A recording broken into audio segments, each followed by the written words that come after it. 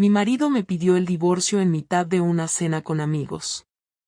Sí, lo hizo delante de todos. Ni siquiera esperó a que trajeran el postre. No gritó, no lloró, no montó ningún escándalo. Simplemente lo dijo, como quien pide la cuenta. Clara, creo que deberíamos separarnos, dijo mientras cortaba su entrecot, como si lo tuviera ensayado. Ya no tiene sentido seguir fingiendo. Se hizo un silencio tan incómodo que hasta el camarero se dio media vuelta. Yo me quedé quieta. El tenedor en el aire. Mis mejillas quemaban, pero mi cara no se movía. Marta, mi amiga desde la universidad, intentó romper el momento con una risa nerviosa. Nadie la siguió. No fue una escena de gritos ni platos volando. Fue peor. Fue fría, quirúrgica, como una decisión que él ya había tomado semanas atrás. Yo solo estaba ahí para recibir el comunicado. Volvimos a casa en silencio. Nico estaba en casa de mis suegros. Y cuando cerramos la puerta, Sergio se fue directo al dormitorio, hizo una maleta y se marchó esa misma noche. Ni una explicación, ni una discusión, ni siquiera una última pelea. Solo el ruido de la cremallera y la puerta al cerrarse. ¿Sabes lo peor? Que yo ya sabía que algo iba mal. No porque lo hubiera pillado en nada raro. No había mensajes, ni llamadas sospechosas, ni rastros de perfume. Lo sabía porque llevaba meses sintiéndome invisible. Pero no. La que acabó haciendo las cosas mal fui yo. La historia no empieza con una traición, sino con un abandono. Y no de esos que se ven venir con discusiones o infidelidades, sino uno silencioso. Sergio se fue mucho antes de irse. Su cuerpo seguía en casa, pero su cabeza estaba a kilómetros. Y cuando por fin tuvo el valor de irse físicamente, me dejó con una mezcla de rabia, vacío y libertad. Al principio me dediqué a sobrevivir. Mantener la rutina con Nico, llegar al trabajo con la cara de siempre, hacérmela fuerte.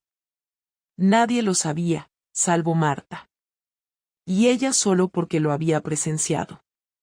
Durante semanas, me convertí en esa mujer que sonríe en reuniones y llora en el coche. Que responde bien, todo bien cuando por dentro se siente como si estuviera caminando en ruinas. No lo odiaba. Ni siquiera estaba dolida por haberme dejado. Lo que me carcomía era que no me hubiera dado ni la oportunidad de defenderme, de intentar arreglarlo, de saber por qué. Y entonces llegó la entrevista. Javi apareció en mi vida una mañana de martes. Yo estaba ayudando al equipo de recursos humanos a cubrir una baja administrativa. Una de esas tareas que te encasquetan cuando tienes cara de puedes con todo. Él era uno de los candidatos. Venía para un puesto temporal, algo técnico, sin mucha historia. Era mayor que yo. 40 y tantos, barba de 2 días, camisa remangada y una forma de hablar que no encajaba con su currículum. Parecía más seguro de sí mismo de lo que alguien en paro debería estar. Me llamó la atención que no intentara agradar. No vino a caer bien. Vino a ser él. Y eso, en una sala de entrevistas, es raro.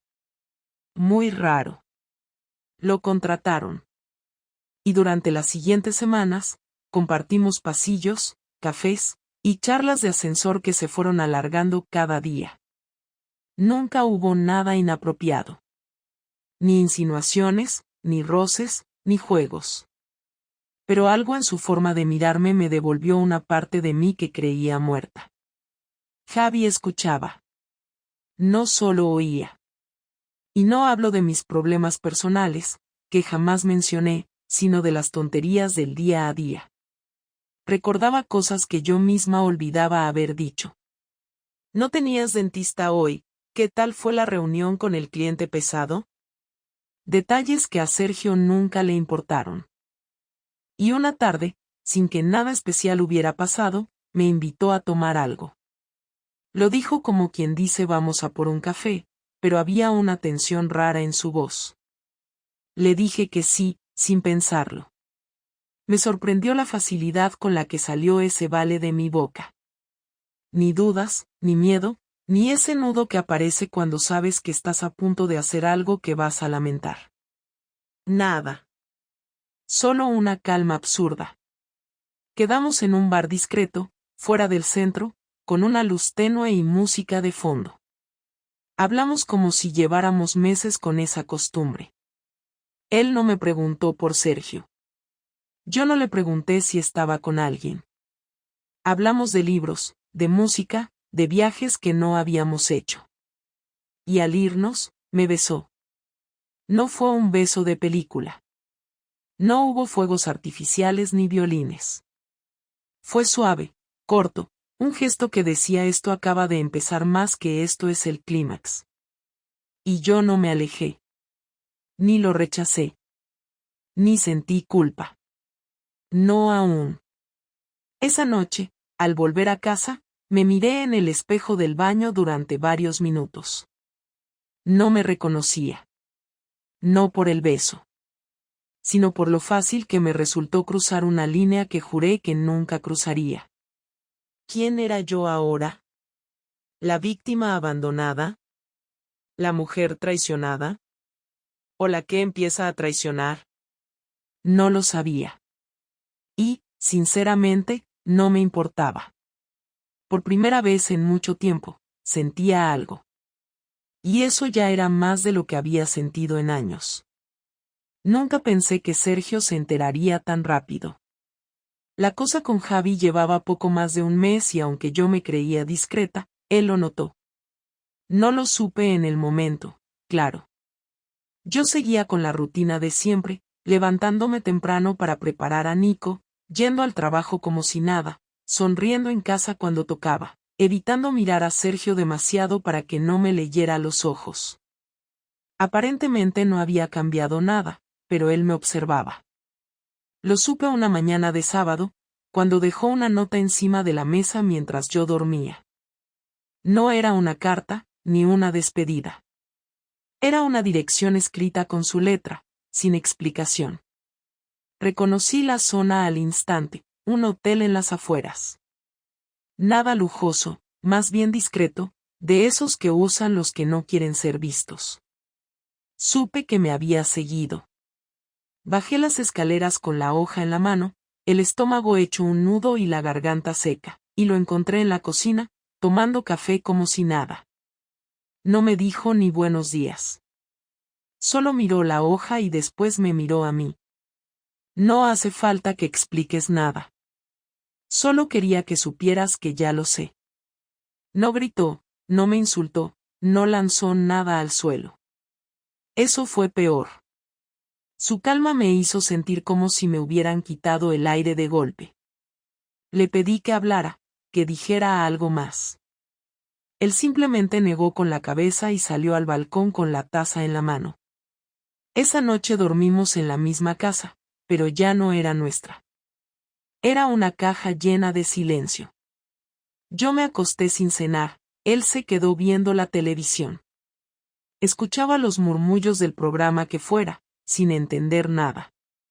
Cada minuto que pasaba sin que él dijera una palabra me hacía más consciente de lo que había hecho. Me levanté en mitad de la noche y bajé a la cocina. Él estaba en la misma posición, los ojos perdidos en la pantalla. Me senté a su lado, sin tocarlo, sin saber qué decir. Después de unos minutos que parecieron horas, habló. ¿Te enamoraste de él?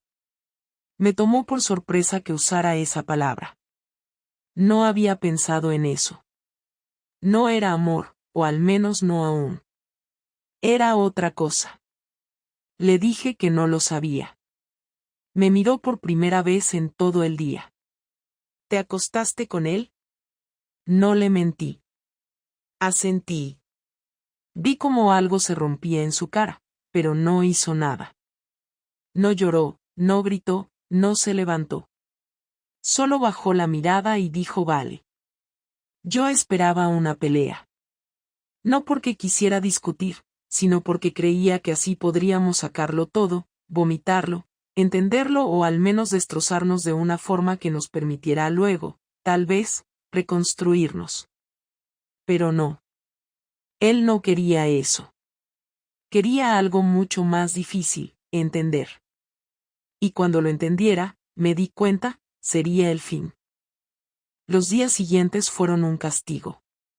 Sergio seguía haciendo su vida como si nada.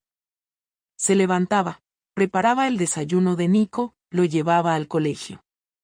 En el trabajo nadie sabía nada, en casa tampoco se hablaba del tema. Yo seguía con mi rutina, como una actriz que ha olvidado por qué se subió al escenario. No le escribí más a Javi, ni respondí sus mensajes. No tenía cabeza para nada. El estómago lo tenía hecho un nudo constante, no por la culpa, sino por el miedo. Miedo de lo que Sergio estaba planeando, de lo que yo había destruido sin pensar en las consecuencias. Una tarde llegué a casa y encontré una caja en el recibidor. No era muy grande. La abrí y dentro había cosas mías, una bufanda, un libro con mi nombre escrito, una pulsera que había dejado en el coche de Sergio hace años. Cosas sin importancia, pero elegidas con precisión quirúrgica. Junto a todo eso, había una copia de las llaves de casa. Sergio había empacado mis recuerdos. No mis cosas del armario ni mis zapatos, sino mis rastros. Estaba eliminándome de su vida, poco a poco, sin una sola palabra más. Esa noche, le enfrenté en el salón. ¿Qué estás haciendo? Me miró como si yo fuera una extraña. Devolviéndote lo que es tuyo. No puedes tratarme como si fuera una intrusa. Esta también es mi casa. Lo era. Hasta que dejaste de respetarla. ¿Y tú? ¿Tú crees que fuiste perfecto? ¿Crees que esto pasó de la nada? No soy perfecto, Clara, pero no me follé a otra persona por aburrimiento.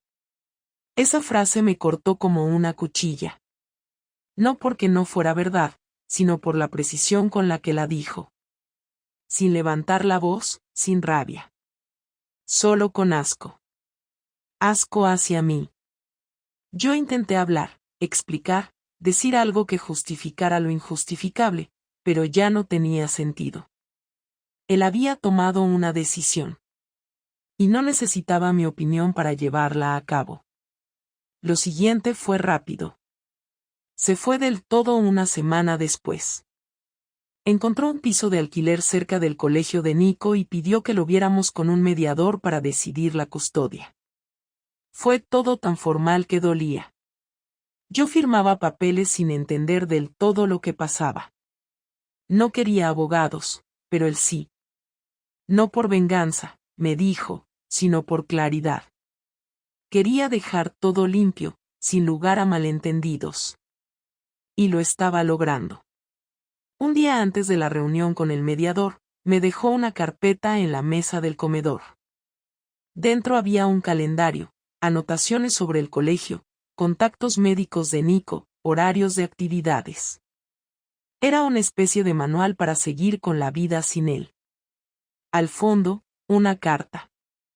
La primera que me escribió en años. En ella no me insultaba, ni me reprochaba nada. Solo me decía que esperaba que yo encontrara lo que estaba buscando, aunque eso significara destruir lo que teníamos. Que él no quería odiarme, porque eso le haría daño a Nico.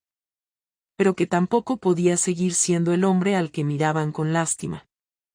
La leí 3 veces. Y cada vez sentía algo distinto. La primera, rabia. La segunda, vergüenza.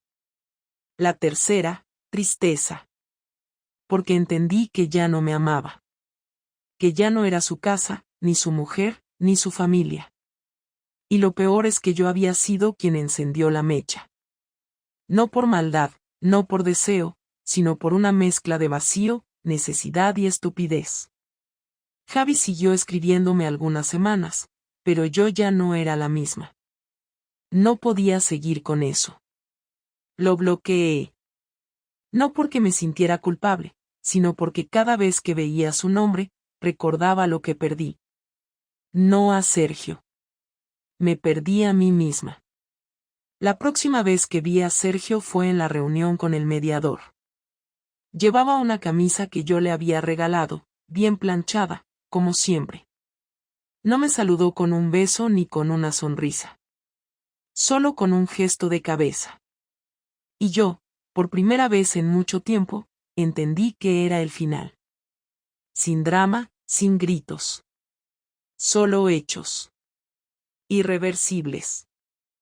Después de aquella reunión con el mediador, pensé que ya habíamos tocado fondo, que lo peor ya había pasado, que la fase más dolorosa era esa en la que uno se sienta en una mesa frente a alguien con quien compartió una vida, y acuerdan, como si fuera una empresa rota, qué hacer con un hijo, una casa, un coche y un montón de recuerdos que no tienen sitio en ninguna cláusula.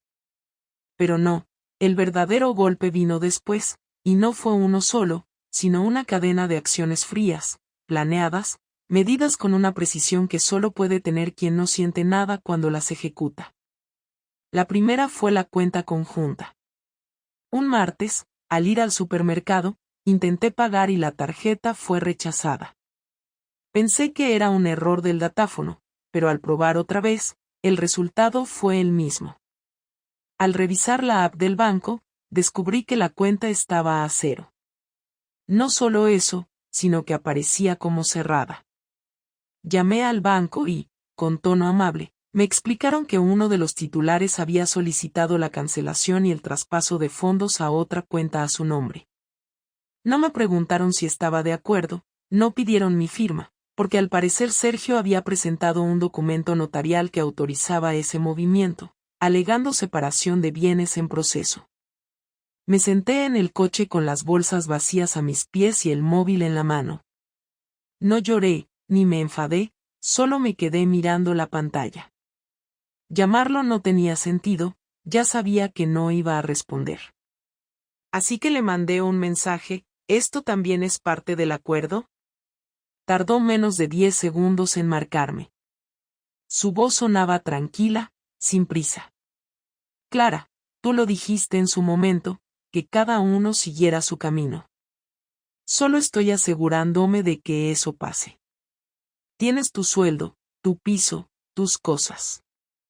Yo tengo las mías. No te estoy dejando sin nada, solo sin lo mío. Intenté decirle que no se trataba del dinero, que la cuenta era de los dos, que al menos podía haber avisado, que no se hace eso sin una mínima conversación, pero él me interrumpió con la misma frialdad de siempre. ¿Tú hablaste conmigo antes de meterte en una cama con otro? Y ahí se terminó la conversación. Los días siguientes fueron una sucesión de correos electrónicos legales, firmas digitales, reuniones en línea con abogados que hablaban en tono neutro sobre liquidaciones, porcentajes, responsabilidades compartidas. Yo seguía funcionando por inercia, sin detenerme a pensar demasiado.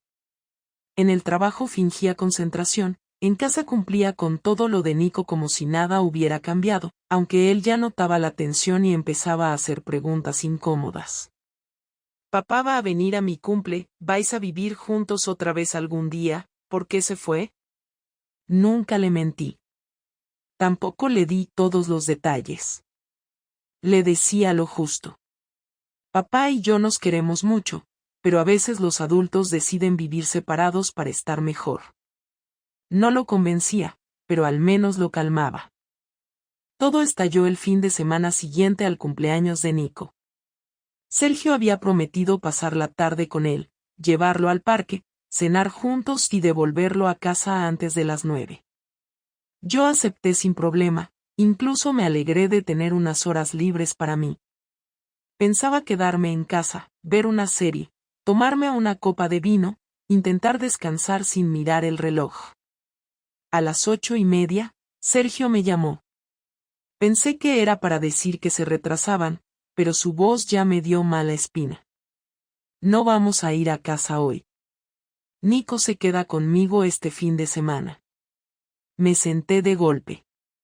¿Cómo que se queda contigo? No hemos acordado eso. Este fin de semana le toca estar conmigo. Sergio habló como si ya tuviera la resolución firmada. He hablado con mi abogado. Tengo autorización provisional para que pase más tiempo conmigo. Tú lo tienes entre semana. No te lo estoy quitando, solo estoy ejerciendo mi parte. Le grité. Perdí el control. No por el hecho de que Nico durmiera con él, sino por la forma en que lo hizo. Por esa costumbre suya de tomar decisiones sin consultarme, de imponer cosas como si yo no tuviera voz. Me colgó. Llamé a su abogado. Llamé al mío. Nadie contestaba. Me pasé la noche revisando documentos, buscando si había firmado algo sin darme cuenta, tratando de entender cómo me había convertido en una espectadora de mi propia vida. No dormí. A la mañana siguiente, me presenté en el edificio donde vivía Sergio. Toqué el portero con insistencia. Me abrió, sorprendido. Vestía ropa deportiva, cara lavada, como si no pasara nada. Me pidió que no hiciera escándalo delante del niño. Le dije que me dejara verlo. Está durmiendo, dijo. No voy a despertarlo para que escuche gritos entre nosotros. Me lo dijo tranquilo, como quien intenta mantener la paz. Pero ya no había paz. No después de todo lo que había hecho. Me giré y me fui sin decir nada. No tenía fuerzas. Esa misma tarde, recibí un correo del colegio. Sergio había solicitado un cambio en los datos de contacto principal. Quería que todas las notificaciones oficiales llegaran a su correo y a su número. También había pedido revisar las actividades extracurriculares para ajustar los horarios a su disponibilidad. Le respondí al correo con un tono lo más educado posible, pidiendo que me incluyeran en cualquier decisión que afectara a mi hijo. Pero el daño ya estaba hecho. Sergio estaba construyendo una vida paralela, una donde yo ya no existía como madre activa, sino como figura secundaria. Yo era, para él, la mujer que lo traicionó. Y ese era el castigo, borrarme. Marta me dijo que debía contraatacar, mover ficha, hacer lo mismo. Pero yo no quería una guerra. Al menos no de ese tipo. No quería que Nico viviera entre demandas, jueces y declaraciones. Pero Sergio sí. Y lo peor es que tenía tiempo, dinero y una rabia silenciosa que lo hacía peligroso. Empezó a enviarme correos con fechas exactas para recoger a Nico, con listas de lo que debía llevar, con recomendaciones sobre su alimentación y su rutina. Yo me sentía una cuidadora contratada. Él ya no me hablaba como a la madre de su hijo, sino como a una empleada. La noche en que firmamos el acuerdo final, no pude evitar mirar su cara. Estaba sereno, como siempre. No había rabia, ni tristeza. Solo una determinación absoluta. Al salir de la sala, se me acercó y me dijo sin rodeos, esto es lo último que firmamos juntos. A partir de ahora, todo irá por escrito, con copia al abogado. Si necesitas algo, lo gestionas con ellos. No vuelvas a escribirme por temas personales. Asentí. No podía hablar.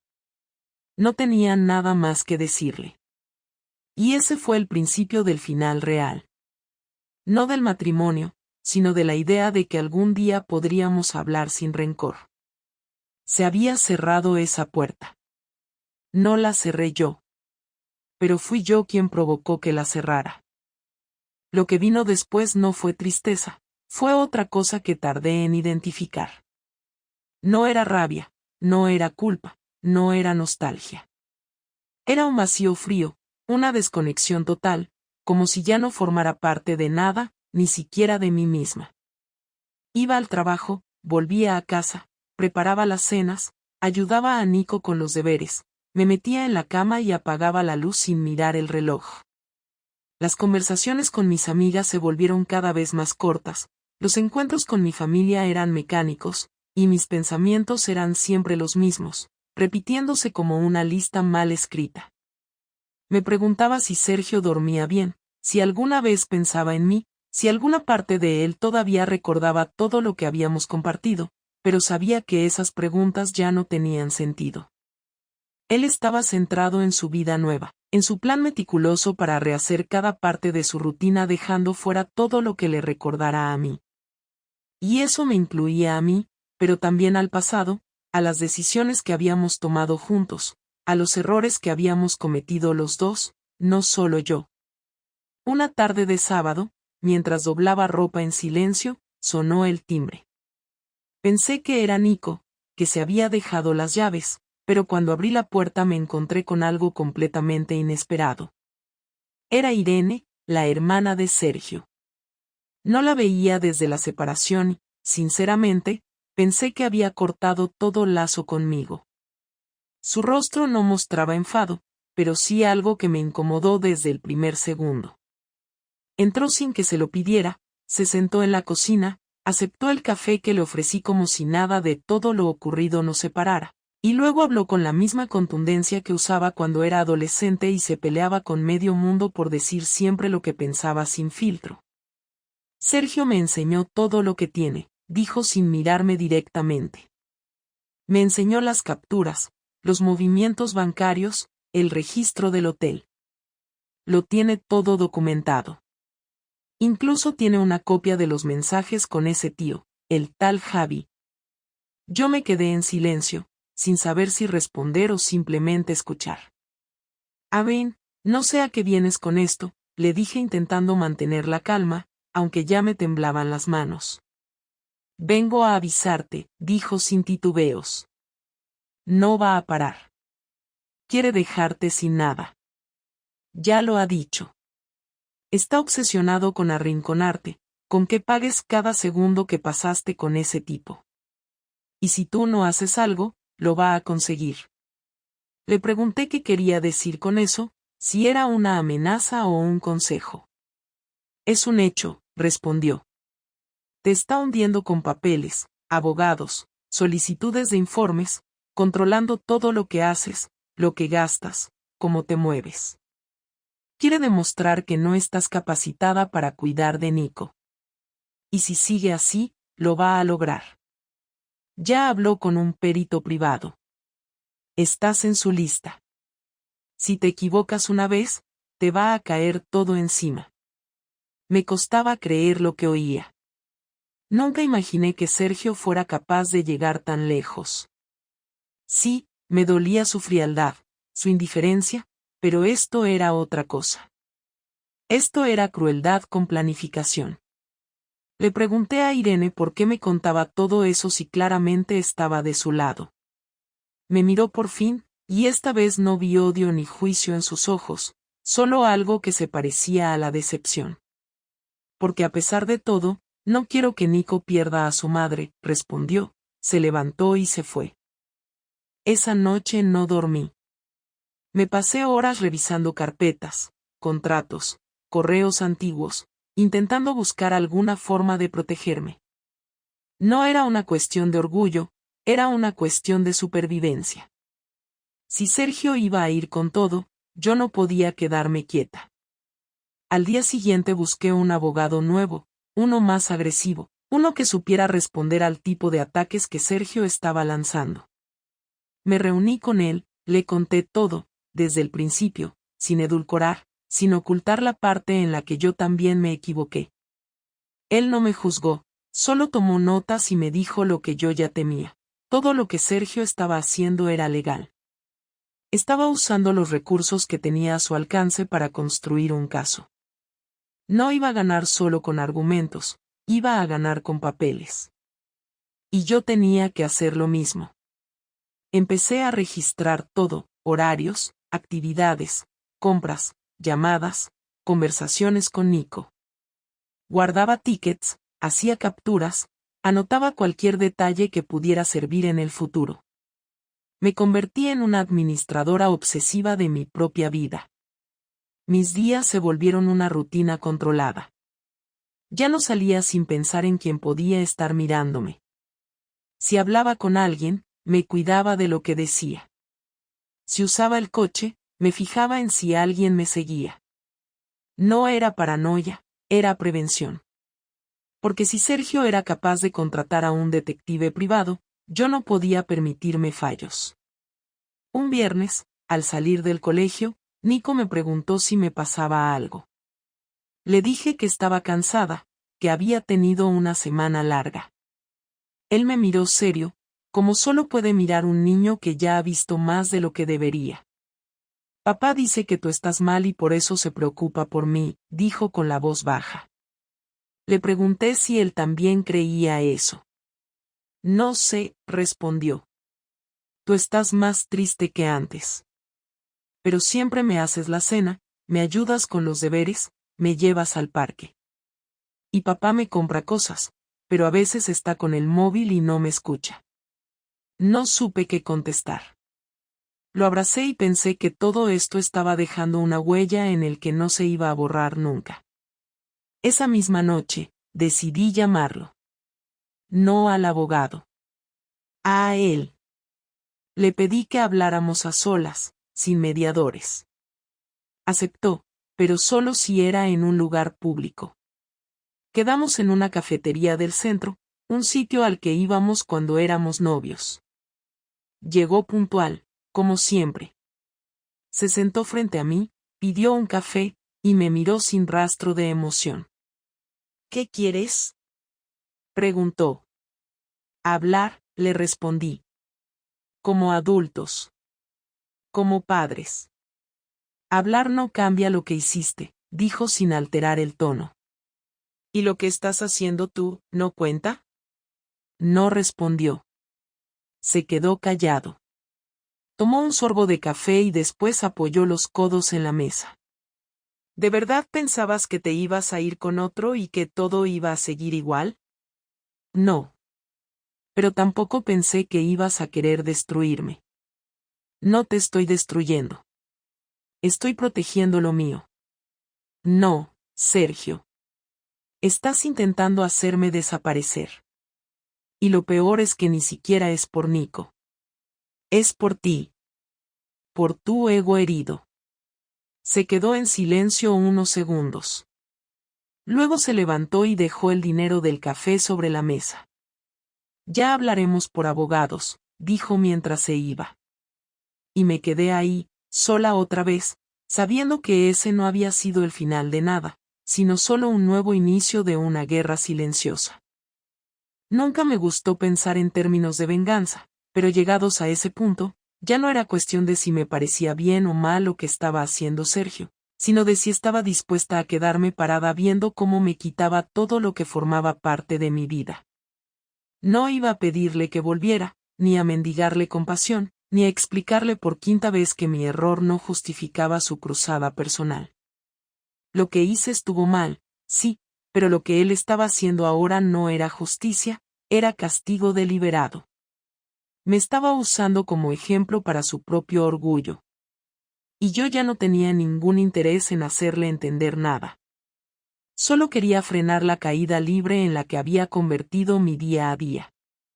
Así que empecé a tomar decisiones, de esas que duelen pero que son necesarias.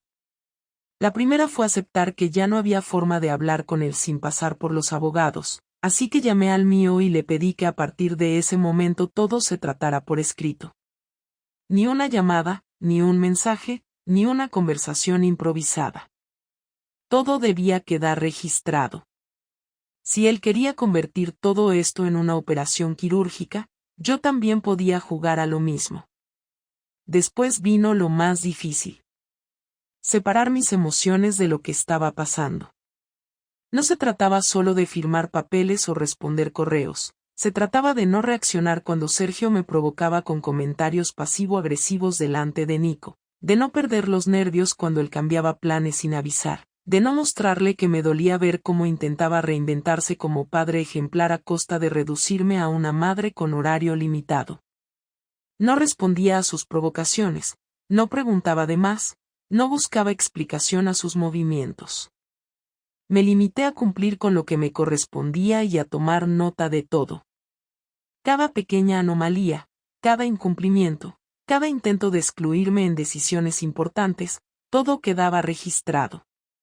Mi abogado me había dicho que en un juicio de custodia lo más importante no era quien gritaba más fuerte, sino quien documentaba mejor.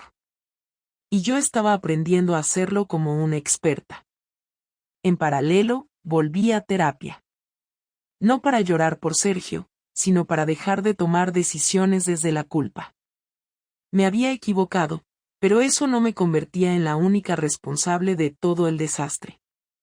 Y sobre todo, no justificaba que me arrancaran de la vida de mi hijo como si yo fuera una figura decorativa. Poco a poco empecé a recuperar espacios. No con Sergio, pero sí conmigo misma. Retomé relaciones que había abandonado durante la tormenta, acepté planes, fui saliendo del bucle de culpa que me había encerrado durante meses. Cada paso pequeño me recordaba que mi vida no tenía que definirse solo por el error que había cometido, y aunque Sergio no lo entendiera, yo no iba a pasarme los próximos 10 años pagando una deuda emocional que ya estaba más que saldada. La verdadera sorpresa llegó cuando el abogado me llamó un lunes a las 8 de la mañana. Me dijo que tenía que contarme algo urgente. Sergio había presentado una solicitud formal para modificar el régimen de custodia. Quería la custodia total. La solicitud venía acompañada de un informe psicológico hecho por un especialista privado que él mismo había contratado. No solo eso, había adjuntado registros de mis horarios laborales, comentarios sacados de contexto de WhatsApp, y hasta capturas de redes sociales donde se insinuaba que yo tenía una vida social que, según él, afectaba negativamente a la estabilidad emocional del menor. Lo había llevado tan lejos como pudo. No estaba intentando negociar, estaba intentando borrarme. Literalmente. Mi abogado me pidió calma, pero me dijo con claridad que era muy probable que tuviéramos que ir a juicio. Me preguntó si estaba preparada para eso. Le dije que no lo sabía, pero que no tenía alternativa. ¿Era eso o permitir que Sergio decidiera unilateralmente quién era yo como madre? Prepararse para un juicio así es humillante. No importa si sabes que eres una buena madre, ni si tienes todo en orden. Vas a tener que sentarte frente a un juez y demostrar que mereces seguir criando a tu hijo como si lo hubieras abandonado en una gasolinera. Durante semanas tuve que reunir documentos, informes escolares, testimonios de profesores, vecinas, familiares. Cada aspecto de mi vida fue analizado, evaluado, expuesto. Me hicieron entrevistas psicológicas, evaluaciones emocionales, pruebas de estrés. Todo para defender algo que debería ser evidente, que Nico necesita a los dos. El día de la vista fue exactamente lo que esperaba, tenso, lento, agotador. Sergio llegó con su abogado, con su carpeta perfectamente ordenada, con su postura de víctima serena. Yo llegué con mi abogada, con los documentos preparados, con el estómago encogido. El juez fue correcto, neutral, meticuloso. Escuchó ambas partes, preguntó, tomó nota, revisó pruebas. No hubo grandes explosiones, solo frases frías, datos, informes, testimonios. El momento más duro fue cuando Nico entró, acompañado por una psicóloga del juzgado. Tenía la cara seria, como si entendiera perfectamente lo que estaba pasando. Lo escucharon durante 15 minutos. Luego lo sacaron de la sala. Cuando se cerró la puerta tras él, me costó mantener la compostura. Lo único que tenía claro es que no iba a llorar frente a Sergio. El veredicto llegó una semana después. Custodia compartida, con tiempos equitativos. Ninguno de los dos podía tomar decisiones importantes sin el consentimiento del otro. El juez dejó claro que ambos éramos necesarios y que los errores de uno no justificaban la exclusión del otro. Sergio no lo celebró. Yo tampoco. Salí del juzgado con la sensación de haber recuperado algo que nunca debí perder, pero también con el cansancio de haber tenido que pelear por lo que ya era mío. Esa noche, cuando Nico se fue a dormir, me senté en el salón con una copa de vino y miré las carpetas llenas de documentos que había usado en el juicio. No sentí alivio ni victoria. Solo cansancio. El proceso me había desgastado más de lo que imaginaba. Pero también me había demostrado algo, que podía pelear, que podía resistir, que no estaba sola ni rota, solo estaba herida, y eso tenía cura. Al día siguiente, guardé todas las carpetas en una caja, las etiqueté y las subí al altillo. No por olvido, sino porque ya no las necesitaba cerca. Después del juicio, lo que vino no fue una reconciliación ni una paz compartida, fue algo parecido a un alto el fuego, una convivencia obligatoria entre dos personas que ya no se reconocían, pero que estaban atadas por la responsabilidad de criar a un hijo al que ambos querían más que a nada. Las entregas y recogidas de Nico eran puntuales, sin margen para imprevistos, sin saludos cálidos, sin contacto visual si se podía evitar. Nos convertimos en dos empleados de una empresa en la que el producto más valioso era nuestro hijo y donde cualquier gesto fuera del guión era interpretado como una provocación. A pesar de eso, Nico parecía más tranquilo. Saber que no tenía que elegir entre nosotros, que podía vernos a los dos con normalidad, le daba cierta seguridad. Eso era lo único que me importaba, aunque me costara cada segundo mantener esa fachada de madurez y autocontrol cuando por dentro seguía arrastrando un agotamiento que no se curaba con descanso. Un día, mientras esperaba a Nico a la salida de una actividad extraescolar, Sergio llegó antes que yo. Nos quedamos parados los dos en la acera, cada uno en un extremo. Él con su móvil en la mano, yo con las llaves en la mía. Cuando Nico salió, corrió hacia mí y me abrazó. Luego fue hacia su padre. Por un momento nos miramos. No fue una mirada larga, ni profunda, ni llena de intención. Fue simplemente una coincidencia de ojos que se cruzan, y por primera vez en meses, él habló primero. Tenemos que hablar, dijo con voz seca. No delante de Nico. Asentí sin decir palabra. Acordamos vernos al día siguiente en una cafetería cercana al colegio. Pensé que quería discutir algún cambio de horario o plantear alguna modificación en las rutinas. No imaginé lo que vino después. Cuando llegué, ya estaba allí, sentado, con un café a medio terminar. Me saludó con un gesto leve y esperó a que me sentara. No sonrió, pero tampoco tenía esa expresión tensa de siempre. He estado pensando, dijo mirando la taza.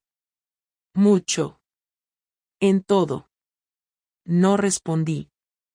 Lo dejé hablar. No te voy a perdonar. No esperes eso de mí. No porque quiera seguir castigándote, sino porque no quiero mentirme a mí mismo. No soy de los que superan algo así. Lo he intentado, pero no puedo. Cada vez que intento recordar lo bueno, aparece lo otro. Lo destruye todo. Esperaba ese tipo de discurso, pero no dicho así. Me dolía oírlo, pero no porque no lo supiera, sino porque venía con una claridad que no se puede discutir. No te odio, continuó. Lo hice, durante mucho tiempo, pero se me pasó. Me di cuenta de que el odio era una forma de seguir atado a ti. Y ya no quiero eso. Quiero ser libre. Vivir mi vida sin tener que pensar en lo que hiciste ni en lo que perdimos. Quiero estar bien con Nico, ser un buen padre, tener una rutina tranquila. Le pregunté por qué me lo decía ahora. Porque también creo que tú necesitas cerrar esto. No con papeles ni con reglas. Con una conversación. Con algo que nos permita mirar hacia adelante sin arrastrar todo esto como una piedra en el cuello.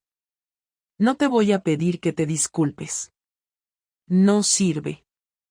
Y no me interesa entender tus motivos. Solo quiero dejarlo atrás. Yo no sabía qué decir. Había imaginado 1000 veces cómo sería nuestra última conversación. A veces era un grito, otras un perdón, otras un te echo de menos que no llegaba nunca. Pero esto no era ninguna de esas cosas. Era un cierre práctico. Un punto final seco, pero necesario. Me quedé en silencio unos segundos antes de responder. Yo tampoco espero tu perdón. No porque no lo quiera, sino porque entiendo que no lo tengas. Hice algo que no puedo deshacer. No estoy orgullosa. Me equivoqué, lo sé, y no intento justificarlo. Solo quería volver a sentirme viva. No lo hice para herirte, pero te herí. Y lo lamento más de lo que vas a saber nunca. Sergio no dijo nada. Seguía mirando su taza vacía. Nunca fue amor, añadí. No duró. Me sentí peor después. Más sola. No gané nada con eso. Solo perdí. Pero aprendí. Aprendí que si estás vacía, no puedes llenar nada. Ni una relación, ni una cama, ni una vida. Pensé que necesitaba a otro hombre para sentirme algo. Pero lo que necesitaba era arreglarme yo. Sergio me miró por primera vez desde que empecé a hablar. No con dureza. Solo con cansancio. Entonces al menos sirvió para algo, dijo sin ironía. Pagó su café y se levantó. Antes de irse, se detuvo. No voy a seguir peleando contigo. No quiero que Nico crezca viendo a sus padres como enemigos. Haré lo que esté en mi mano para que esto sea civilizado. Pero no me pidas amistad. No estoy hecho para eso. Asentí. No esperaba otra cosa. Esa fue nuestra última conversación real. Después de eso, todo se redujo a intercambios puntuales sobre Nico. La relación se estabilizó en una especie de neutralidad tensa que funcionaba. Él siguió con su vida. Yo con la mía. No nos espiábamos, no nos escribíamos fuera de lo necesario. Cada uno tenía su espacio, y dentro de lo posible, también su paz. Con el tiempo, dejé de pensar en Sergio como mi exmarido. Empecé a verlo como el padre de mi hijo. Alguien con quien compartí una etapa de mi vida que, aunque terminara mal, también tuvo cosas buenas. No niego el daño. Tampoco niego lo que hice. Pero aprendí que arrastrar la culpa no me hacía mejor persona. Lo que me hizo mejor fue enfrentarla, aceptarla, y tomar decisiones distintas a partir de entonces. Hoy puedo decir que estoy bien. No feliz como en las películas, no realizada como dicen los libros de autoayuda. Pero bien. Tranquila. Trabajo, cuido de mi hijo, tengo mis rutinas, mis espacios, mis silencios. No tengo pareja, y no la estoy buscando. No porque haya perdido la fe en el amor, sino porque ahora sé que no quiero usar a nadie para llenar vacíos que me tocan a mí resolver. No necesito a otro para estar completa. Aprendí a hacerme cargo de mis decisiones. A no esconderme detrás de excusas. A saber cuándo hablar y cuándo callar. A decir no sin culpa. A pedir sin miedo. Y sobre todo, aprendí a no repetir errores. No porque tenga miedo de las consecuencias, sino porque no quiero ser esa versión de mí nunca más. Sergio y yo no volveremos a hacer nada, y eso está bien. No todas las historias tienen que arreglarse. Algunas simplemente se terminan, y lo importante es que no se lleven por delante todo lo demás. Nico está bien. Crece, pregunta, observa. Sabe lo que pasó, en su idioma infantil. Lo suficiente para entender que los adultos también se equivocan. Que lo importante es cómo se levantan después. Y yo me levanté. Con heridas, sí. Pero sin esconderlas. Porque ahora sé que ser fuerte no es no caerse. Es no dejar que esa caída te defina.